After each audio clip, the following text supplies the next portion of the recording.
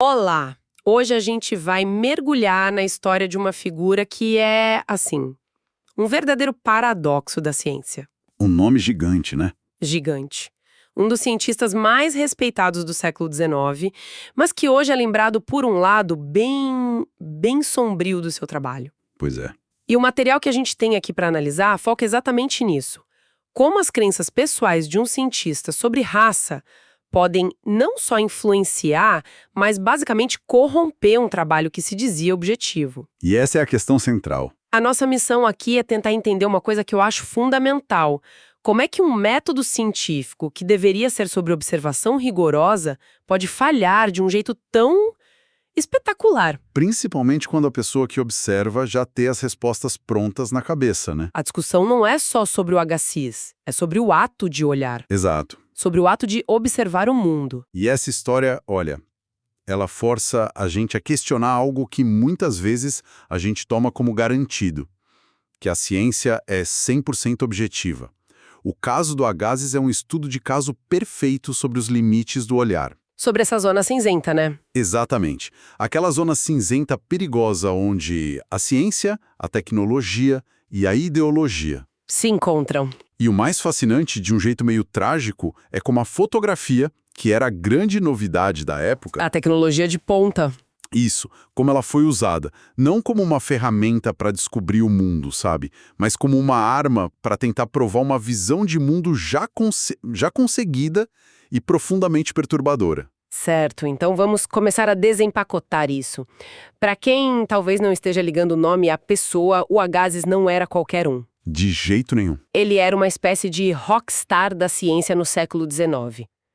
Professor em Harvard, fundador de museu. Um geólogo, zoólogo brilhante, famoso pelas teorias sobre as eras glaciais. E, um detalhe importante, ele era um opositor ferrenho de um cara chamado Charles Darwin. Exato. Era uma das vozes científicas mais poderosas contra a teoria da evolução. A HC acreditava no que se chamava de fixismo, a ideia de que as espécies foram criadas como são e pronto, não mudam ao longo do tempo. Então ele já estava no centro do maior debate científico da sua geração. E a bandeira dele era o método empírico. A grande bandeira dele. Ele sempre dizia, estude a natureza, não os livros. A ideia era observar, coletar dados, tocar, medir. E aí que mora a grande ironia, né? Porque as fontes que a gente analisou deixam muito claro que, quando o assunto era diversidade humana, ele jogou o próprio método pela janela. Completamente. Como pode um cientista tão focado na observação direta simplesmente não conseguir ver? Essa é a pergunta de $1 milhão. Porque, olha, o método empírico parte do princípio de que você observa o mundo e, a partir daí, você formula uma teoria. Certo. O que o Agassiz fez foi o caminho inverso. Ele já tinha uma teoria pronta na cabeça dele. E foi procurar coisas que a confirmassem. Exato. As observações dele serviam só para carimbar o que ele já acreditava. E a crença central que guiava o olhar dele nesse campo era a poligenia. Poligenia é um termo que soa técnico, mas a ideia por trás é bem direta e, como a gente vai ver, devastadora. Você pode explicar pra gente, de forma simples, o que era essa teoria e por que ela foi tão perigosa? Claro. De forma bem simples, a poligenia era a teoria de que as diferentes raças humanas não vieram de um ancestral comum, tipo Adão e Eva na tradição bíblica, Ah, entendi. mas sim de criações separadas. Cada raça teria sua própria origem, no seu próprio lugar. Para o Agassiz, isso significava que brancos, negros, asiáticos, enfim, eram quase como espécies diferentes. Criadas separadamente por Deus para habitar zonas climáticas diferentes. Isso, exatamente essa a ideia. E no contexto dos Estados Unidos, de meados do século XIX, com a escravidão a todo vapor, essa ideia caiu como uma luva para muita gente, imagino. Como uma luva. Foi uma teoria que, embora não tenha sido criada para isso, se tornou uma ferramenta ideológica, nossa, poderosíssima. Imagino. As fontes mostram como os defensores da escravidão no sul dos Estados Unidos abraçaram a poligenia. Porque, pensa bem, se os negros não compartilhavam da mesma origem adâmica que os brancos, se era uma criação separada, Então, a hierarquia racial e a própria escravidão poderiam ser justificadas cientificamente. exatamente dava um verniz de legitimidade biológica para uma atrocidade que era econômica e social. Era a ciência sendo sequestrada para servir como álibi. É nesse ponto da história que a coisa fica realmente sombria. Porque o Agassi não se contentou em só teorizar. Não mesmo? Ele decidiu que precisava provar a poligenia de forma visual, irrefutável. E aí que entra a câmera. Sim, o que as fontes chamam de o momento mais sombrio dele. Ele queria usar a tecnologia mais avançada da época, o daguerreótipo, que era uma das primeiras formas de fotografia, para criar um catálogo, uma prova visual da teoria dele. Mas por que a fotografia, o que ela tinha de tão especial naquela época? É que a fotografia nasceu com uma aura de verdade absoluta, sabe? Certo. Diferente de uma pintura ou um desenho que passava pela mão de um artista, pela interpretação, a câmera parecia capturar a realidade de forma direta, mecânica, sem intermediários. A câmera não mente. Era esse o sentimento da época. Então, para o Agassiz, uma fotografia seria um fato bruto, uma evidência que calaria qualquer crítico. Ele via a câmera como a testemunha ocular perfeita para as convicções dele. Entendi. Então, em 1850, ele viaja para Carolina do Sul, um dos estados com mais pessoas escravizadas, e lá ele comissiona uma série de fotografias. O que exatamente ele fez? Ele foi a plantações da região de Colômbia e selecionou 7 pessoas escravizadas.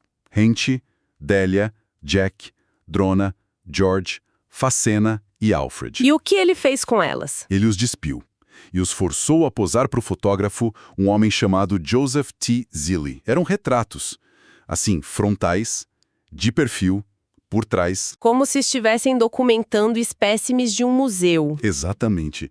O objetivo dele era claro, e ele mesmo escreveu sobre isso. Usar aquelas imagens para mostrar as características físicas que, na visão dele, provavam que eles eram de uma origem separada, de uma espécie diferente. A frieza disso é chocante. Catalogar seres humanos como se fossem, sei lá, borboletas ou tipos de rocha. É uma inversão completa do método científico que você descreveu antes, né? Em vez de usar a câmera para descobrir, ele a usou para confirmar um preconceito. É a violação mais clara possível do próprio método que ele dizia defender. Uma investigação científica genuína abraça a incerteza, né? Você coleta dados para testar sua hipótese. E se os dados não batem você... Você ajusta a hipótese. Exato. Agassiz não estava testando nada. Ele estava produzindo propaganda para a teoria dele. Ele já tinha a conclusão e estava só fabricando as provas. Mas tem um detalhe nas fontes que é, ao mesmo tempo, trágico e muito poderoso. Apesar de todo o esforço do Agassiz para transformar essas pessoas em meros tipos raciais, em exemplos anônimos... A humanidade deles resistiu. Sim. E esse é um ponto crucial. Por sorte, os registros que sobreviveram junto com os daguerreótipos não os listavam apenas como escravo tipo africano. As anotações trazem nomes, trazem um pouco de história. Quais, por exemplo? A fonte nos dá os exemplos. Henty, Congo, na plantação de B.F. Taylor. E sobre a filha dele, Délia, nascida no país de pais africanos, filha de Henty Congo. Uau! Esses pequenos fragmentos de identidade, um nome, um local de origem, uma relação de parentesco, são, assim, um ato de resistência, mesmo que involuntário, dentro do próprio registro. Eles quebram a tentativa do Agassiz de apagar a individualidade deles. Totalmente. É incrível como a história tem dessas coisas. A ferramenta criada para desumanizar acaba preservando um traço de humanidade que permite que, mais de um século depois, historiadores e até descendentes consigam reconstruir parte dessas vidas. Pois é. Essas fotos, que ele nunca publicou em vida, acabaram se tornando um testemunho, mas não da teoria dele. Exatamente. Viraram um testemunho da brutalidade do sistema escravista e do abuso da ciência para fins racistas. A ironia é imensa. E as ideias dele não ficaram na gaveta. Elas circularam. Circularam e muito. As fontes falam de um livro que foi muito influente na época, chamado Types of Humanity, ou Tipos de Humanidade, Não foi escrito por Agassiz, mas ele contribuiu e deu seu selo de aprovação científico, certo? Sim, foi publicado em 1854 por Josiah Nott, um médico do Alabama, e por George Gliddon. Agassiz escreveu uma introdução, o que deu ao livro um peso científico enorme. E esse livro popularizou a poligenia de uma forma muito visual e agressiva. E eles usaram um gráfico que é descrito como verdadeiramente chocante. O que esse gráfico mostrava? Era uma tentativa de criar uma hierarquia visual das raças. O gráfico alinhava crânios de diferentes grupos humanos com crânios de primatas. Como assim? Por exemplo, colocava o crânio de um europeu ao lado do que eles consideravam a estátua grega ideal, o Apolo Belvedere. Logo abaixo, colocava o crânio de um afro-americano ao lado do crânio de um chimpanzé. Nossa! A mensagem visual era brutalmente clara e pseudocientífica.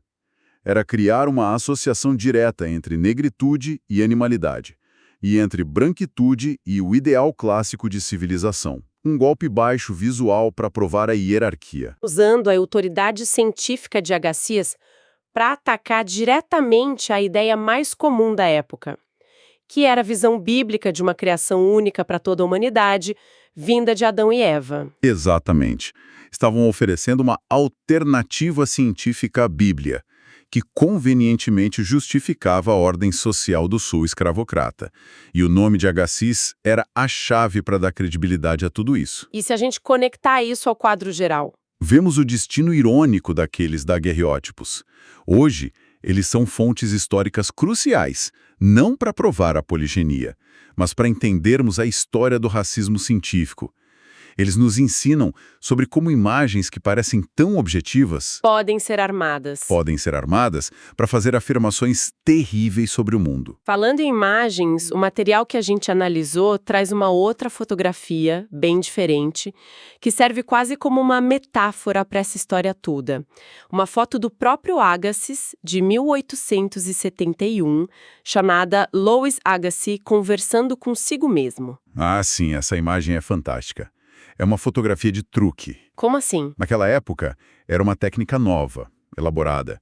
A foto mostra o Agassiz sentado a uma mesa e em pé ao lado dele, em diálogo, está o próprio Agassiz. Ele mesmo. São duas imagens dele no mesmo quadro, criando essa cena impossível.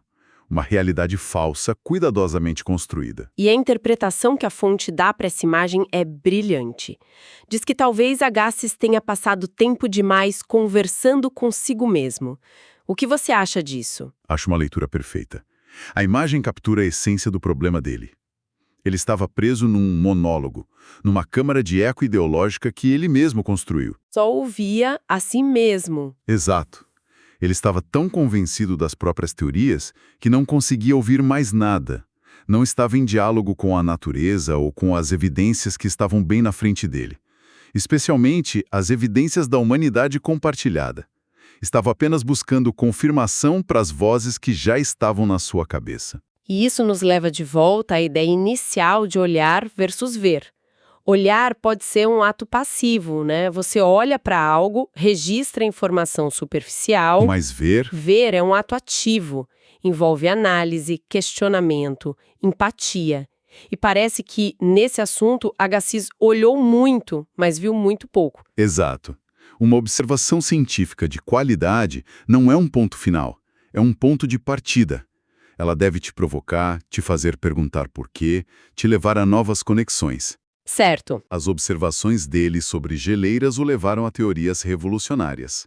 Mas as observações dele sobre pessoas só o levaram a confirmar seus preconceitos. E aí chegamos na reflexão mais forte das fontes. Exato. Que é, se Agassiz tivesse realmente visto os rostos de Renti, Délia e os outros, em vez de apenas medi-los e classificá-los, o que ele teria encontrado? Ele teria visto a humanidade deles. Teria visto a dor, a força, a resiliência, a individualidade. Se ele tivesse olhado com atenção, ele teria se visto refletido naqueles rostos. Teria reconhecido a humanidade compartilhada que conecta a todos nós. Mas ele não conseguiu. Ou não quis. A lente do preconceito que ele usava era opaca demais. Então, no fim das contas, o que fica dessa história toda? A gente tem, de um lado, o legado complicado de um cientista brilhante em certas áreas, Brilhantíssimo. mas que usou seu prestígio para promover ideias racistas e muito danosas. De outro, uma lição poderosa sobre como a tecnologia, seja uma câmera do século XIX ou um algoritmo do século XXI, não é neutra. De jeito nenhum. Ela amplifica as intenções de quem a usa. E talvez o mais importante, fica um alerta atemporal sobre a importância da autocrítica, da humildade intelectual na busca pelo conhecimento. Perfeito. E para fechar, as fontes nos deixam com uma última imagem, que é talvez a mais famosa associada a Agassiz hoje em dia. Não é um fóssil, não é um livro, nem mesmo os daguerreótipos. Qual seria? É uma foto da estátua dele depois do grande terremoto que destruiu São Francisco em 1906. Eu conheço essa foto, é impressionante. É uma imagem muito forte. A estátua do Agassiz ficava no alto da fachada do prédio de zoologia da Universidade de Stanford. Com o terremoto, ela foi arrancada do pedestal e despencou vários andares. Concreto. A estátua de um grande intelectual de cabeça para baixo. Na época, a imagem gerou todo tipo de comentário. Alguns viram como um mau presságio. Outros, como o presidente da universidade, fizeram uma piada. Uma piada. Dizendo que Agassiz estava melhor na rocha do que quando estava na carne. Que imagem poderosa para simbolizar tudo isso. Uma fundação que se abala e a figura de autoridade que cai. Exatamente. E isso nos deixa com a questão final que as fontes propõem. Uma provocação para quem nos ouve. E é essa pergunta que a gente deixa no ar. A imagem da estátua de um grande cientista, um pilar do conhecimento, derrubada e virada de cabeça para baixo no chão por uma força da natureza. Considerando tudo que a gente discutiu sobre as fundações abaladas do trabalho dele sobre raça, sobre a inversão do método científico dele, o que essa imagem pode nos sugerir hoje?